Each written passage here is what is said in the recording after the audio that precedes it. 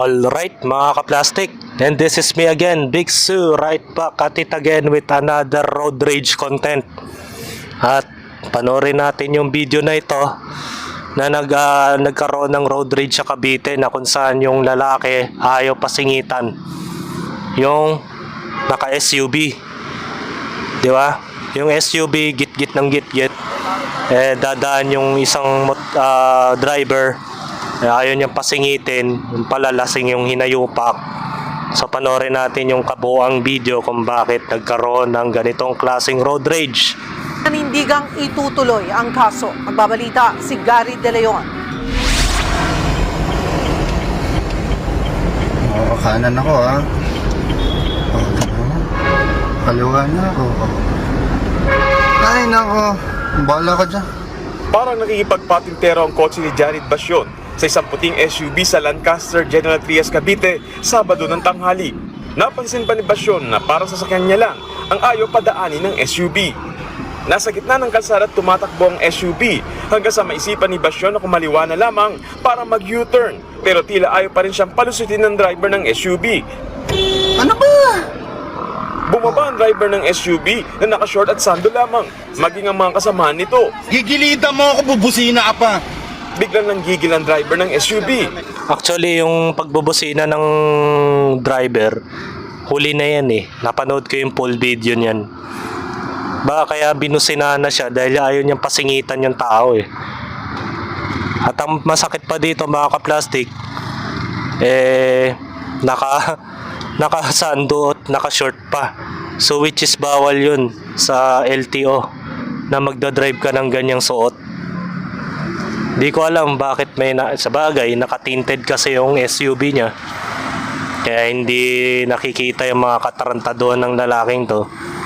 So panoorin pa natin yung video. Pati nang makitang kinukunan siya ng cellphone video ni Basyon.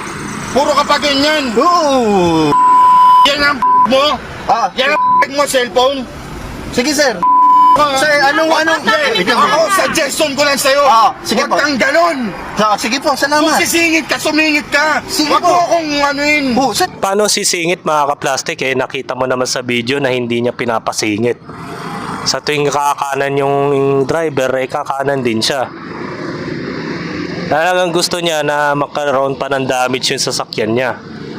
So magbabayad danyo siya pag nabangga pa, di ba? Marami na akong napanood na ganyang road rage content na ayaw talaga magpasingit. Kadalasan kasi yung mga ganyan, mga malalaking tao yan, yung mga pulis. Hindi ko naman generalize yung mga pulis ha. Yung mga retired pulis, minsan sundalo pa yan. Minsan may mga anak na politiko. Sobrang mga kupal yung mga ugali ng mga ganyan tao eh. Mayayabang porket may mga padrino. Kaya ganyan. Sir, tama na ang bulabugin. Inawat na ng kanyang mga kasama ang SUV driver. Umalis naman siya saglit, pero maya-maya, sumugod ulit. Sir, nakainom kayo sir, no? Nakainom mo ka. O yan. Cellphone mo. Wow. Umaksyon na mga gwardiya ng Lancaster at itinaboy na ang driver ng SUV. Matapos ang insidente, agad nagpa-blatter si Basyon. Natakot daw siya at lalo't kasama niya ang asawa at anak na anim na... Bago pa yung footage niya yun, makikita nyo na nakabukas pa po yung pintuan ng SUV. Napatunay na talagang ayaw niya magpasingit mga ka-plastic. Sobrang matindi talaga yung tamats na itong kupal na to, no? Buwan pa lamang, kwento ni Basyon, bago nito, nakita niya ang puting SUV na tila pa-ekis-ekis ang takbo.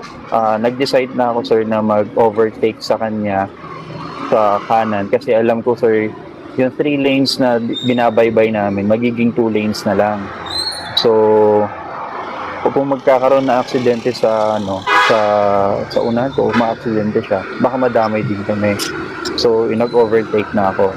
Pero nang tangkayin niyang pantayan ang SUV para makapag-overtake, bigla na lamang daw kumabig ang SUV sa direksyon ng kotse ni Basyon. Ayun, kinain niya na ako. Kaya na ako magbusina. Nalaman pa sa LTO na ibinenta lang sa SUV driver ang sasakyan, pero hindi pa napapabago ang rehistro. Na masakit doon. Madadamay pa yung may-ari, no? Yung dating may-ari ng SUV.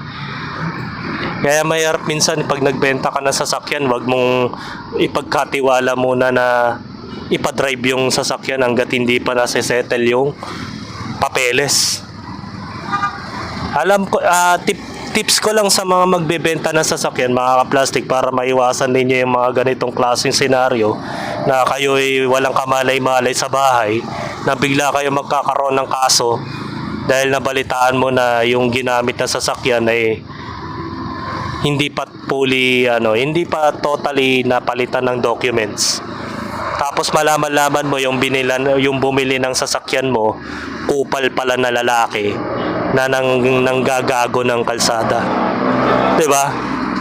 Tapos magugulat ka na lang, magkakaroon ka na ng kaso na hindi mo namang ginawa. Kaya yan ang mahirap. Tips ko sa mga bibili ng sasakyan o yung magbebenta ng sasakyan, mga ka-plastic, na huwag na muna ninyong ipapagamit yung sasakyan hanggat hindi pa nababago yung mga dokumento, para just in case na magka-problema, hindi nakapangalan sa iyo yung sasakyan, dahil ikaw masasampa ng kaso na yan, sigurado. Sobrang hirap naman na maakusahan ka ng criminal case na wala kang kamalay-malay, tapos ginamit pala ng tarantadong buyer yung sasakyan mo nang hindi man lang nagpaalam. 'Di ba? Dapat gamitin na niya yan once na nasettle na ninyo yung documents at wala ka ng problema na yung papeles ay nakapangalan na dito sa gagong to. Kaya ang lakas ng loob ng gago kasi yung mapapahamak yung may-ari ng SUV, na dating may-ari ng SUV.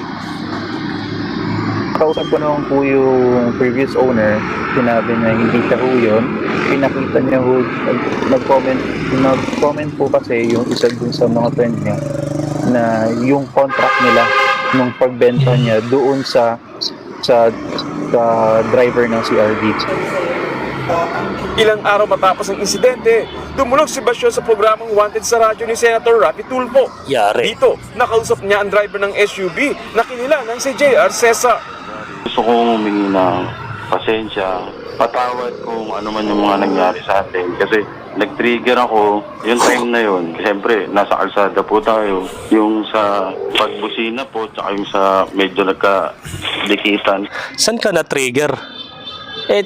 Nag-overtake lang naman yung tao. Wala namang ginawa sa'yo masama. Kitang-kita naman sa video na maayos naman magmaneho yung kasunod mong sasakyan. Na-trigger? Saan ka na-trigger? Naangasan ka dahil mabilis pagpatakbo yung kasunod mong sasakyan? Kasi yan ang ugali ng mga ibang bobong mga rider Yung mga driver na ayaw magpasapaw sa daan. Kapag nasa pawan, haharangan, bubugbugin, di ba? Kukomprontahin, na para bang gusto nila silang mauna, sila may-ari ng kalsada. Ewan ko ba bakit hindi maubos-ubos yung mga ganyang klaseng tao hirap kasi yung mga dumadaan sa fixer yung lisensya Diba? Pera-pera na lang yung lisensya ngayon Magbayad ka lang ng pera, mabilis ka na magkakalisensya ng without training, without orientation, without medical, without tawag dito, dumadaan sa tamang proseso. May iba nagbabayad na lang ng pera, bukas may lisensya na. Hindi ko alam kung bakit may ganun. Yan, daming bobong rider Pag-amin pa ni Cesar, puyat siya at pagod nang mangyari ang insidente. Mario Joseph, puyat at pagod. Hindi kailangan ni reason yung puyat at pagod, mga ka-plastic.